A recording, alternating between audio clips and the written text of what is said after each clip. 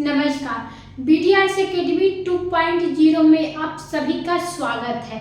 तो हम लोगों ने पढ़ा था भारत का संविधान, मूल कर्तव्य, नागरिकता। तो आज हम पढ़ेंगे मूल अधिकार, जो भाग 3 है। तो साधारण सी भाषा को हम लेकर चलेंगे। तो वीडियो को शुरुआत करते हैं। इस भाग में जब तक कि संदर्भ से अन्यथा अपेक्षित न हो, राज्य के अंतर्गत भारत की सरकार और संसद तथा राज्यों में से प्रत्येक राज्य की सरकार और विधानमंडल तथा भारत के राज्य क्षेत्र के भीतर या भारत सरकार के नियंत्रण के अधीन सभी स्थानीय और अन्य पदाधिकारी है। तो अब हम लोग पढ़ेंगे मूल अधिकार से असंगत या उनका अल्पीकरण करने वाली विधियां। तो ध्यान देंगे हम इस बात पे, क्या है ये विधियां। तो पहला है, इस संविधान के प्रारंभ से ठीक पहले भारत के राज्य क्षेत्र प्रभृत सभी विधियों उस मात्रा तक शून्य होगी जिस तक वो इस भाग के उपबंधनों से असंगत है। दूसरा ये है हमारा विधि, राज्य की सभी ऐसी कोई विधि नहीं बनाएगा जो इस भाग द्वारा प्रदत्त अधिकारी से छिनती होगी या न्यूनतम करती है। इस खंड के उल्लंघन में बनाई गई प्रत्येक विधियां उल्लंघन की मात्रा तक शून्य होगी। तीसरा ये विधि है, इस अनुच्छेद में जब तक कि संदर्भ से अन्यथा अपेक्षित न हो, विधि से असंगत भारत के राज्य क्षेत्र में विधि का बल रखने वाला कोई अध्यादेश, आदेश, उपविधि, नियम, विनियम, अधिसूचना, रूढ़ि या प्रथा है। तो अगला है, प्रवृत्त विधियों के असंगत भारत के राज्य क्षेत्र में किसी विधानमंडल या अन्य सक्षम प्राधिकारी द्वारा इस संविधान के प्रारंभ से पहले पारित या बनाई गई विधियों से जो पहले की निश्चित नहीं कर दी गई, चाहे ऐसी कोई भी विधि हो, उसका कोई भी भाग उसे पूर्णतः या विशिष्ट क्षेत्रों के प्रवर्तन में नहीं है। इस अनुच्छेद की कोई बात अनुच्छेद 368 के अधीन किए गए इस संविधान में किसी संशोधन के लागू नहीं होगी। तो अगला है हमारा समता का अधिकार। तो आप लोगों को इससे आगे समता का अधिकार पढ़ना है।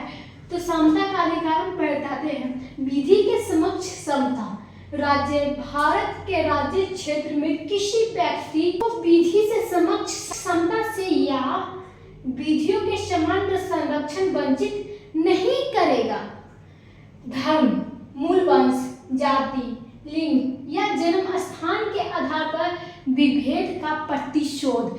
तो आजकल आप लोग देख ही सकते हो, लिंग, जन्म स्थान, अगर हमारा जन्म हिंदुस्तान के बजाय पाकिस्तान में हुआ है, मतलब धर्म, जाति, तो अगर यादव हो, भुइयां हो, ऐसे बहुत कुछ चल रहा है आज के ज़माने में। तो उसके बारे में आप लोगों को हम बताते हैं। तो पहला है, राज्य किसी नागरिक के विरुद्ध के केवल धर्म, मूल वंश, जाति, लिंग, जन्म स्थान या इनमें से किसी के आधार पर कोई विभेद नहीं करेगा। कोई नागरिक केवल धर्म, मूल वंश, जाति, लिंग, जन्म स्थान इनमें से किसी आधार पर है तो हम उसके लिए बताते हैं।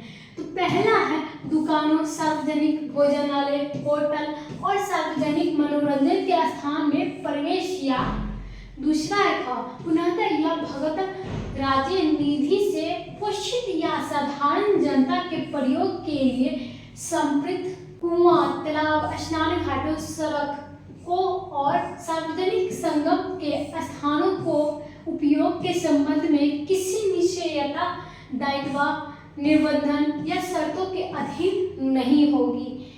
तो इसके कहने का मतलब ये है कि ये जो सारे जो ऑप्शन दिए गए हैं, ये जो सारी बातें बता बताई गई है। इस जगह पे किसी धर्म, जन्म स्थान या लिंग का कोई फर्क नहीं पड़ने वाला है, तो आप लोग बेझिझक जा सकते हो ये जगह पे। तो तीसरा है, इस अनुच्छेद की कोई बात राज्य के स्त्रियों और बालक के लिए विशेष उपबंध करने की निवृत्त नहीं करेगी। तो चौथा है, इस अनुच्छेद किए गए अनुच्छेद 29 के खंड 2 की कोई बात राज्य के सामाजिक और शैक्षिक दृष्टि से पिछड़े हुए नागरिकों को किन्हीं वर्गों में उन्नति के लिए या अनुसूचित जाति के लिए, अनुसूचित जनजातियों के लिए विशेष उपबंध करने की निवृत्त नहीं करेगी। तो यहाँ पे है, चलते हैं 5वें नंबर पे। तो 5वां नंबर है, इस अनुच्छेद या अनुच्छेद 19 के खंड 1 के उपखंड 6 की कोई बात राज्य को सामाजिक और शैक्षिक दृष्टि से पिछड़ी हुई नागरिकों को किन्हीं वर्गों में उन्नति या अनुसूचित जातियों के लिए, अनुसूचित जनजातियों के लिए विधि द्वारा कोई विशेष उपबंध करने से निवृत्त नहीं करेगी। जहां तक विशेष उपबंध अनुच्छेद 30 के खंड 1 में निर्दिष्ट अल्पसंख्यक शिक्षा संस्था में भिन्न शिक्षा संस्थाओं में, जिनके अंतर्गत प्राइवेट शिक्षा संस्थाएं भी है, चाहे वो राज्य से सहायता प्राप्त हो या नहीं, प्रवेश से संबंधित हो। छठा है, इस अनुच्छेद या अनुच्छेद 19 के खंड 1 के उपखंड 6 या अनुच्छेद 29 के खंड 2 की कोई बात राज्य को, खंड क को हम समझाते हैं। तो खंड क में ये है, खंड 4 और खंड 5 में अलिखित वर्ग से नागरिकों को आर्थिक रूप से दुर्बल किन्हीं वर्गों में की उन्नति के लिए कोई भी विशेष उपबंध करने से निवृत्त नहीं करेगी।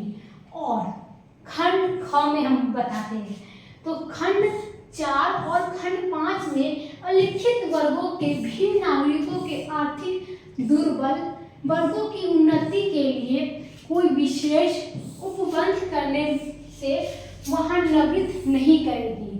जहाँ तक ऐसे उपबंध ऐसे शैक्षणिक संस्थाओं के जिनके अंतर्गत अनुच्छेद 30 खंड 1 के निर्दिष्ट अल्पसंख्यक के शैक्षणिक संस्थाओं से भिन्न प्राइवेट शैक्षणिक संस्थाओं भी है, चाहे वो राज्य के द्वारा सहायता पाने वाली है, सहायता न पाने वाली है, प्रवेश से संबंधित हो, जो आरक्षण की दशा में विद्यमान आरक्षणों की आंतरिक तथा प्रत्येक प्रवर्ग में कल स्थानों के अधिक 10% से